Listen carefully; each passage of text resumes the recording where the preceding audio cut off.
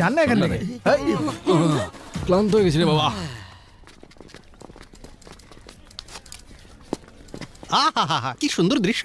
মনে হচ্ছে একপাল পাঁঠা দল বেঁধে কসাইখানে যাচ্ছে কসাই হতে। সামনে পালে গোদা রাম পাঠা আর সঙ্গে এক গাদা কচি পাঠা। বাবা, হ্যাঁ, কিছু বলছেন আমাকে? তোমাকে নয়, নিজের ছেলেকে ডেকেছি।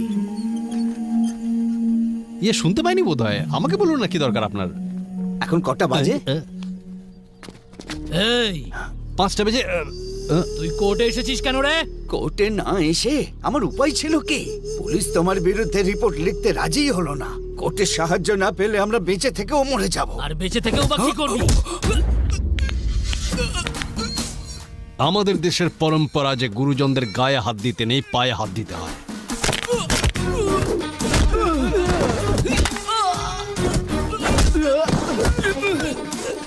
ওদের কাছে যদি হেরে যায়? আরে ওর নাম রবি।